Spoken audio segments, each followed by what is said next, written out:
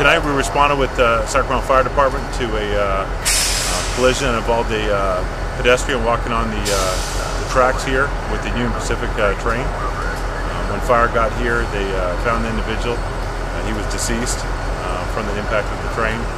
Information was he's a male white, approximately 30 years of age. He was walking on the tracks, and the engineer for the train tried to stop, and he was struck about 15 miles an hour.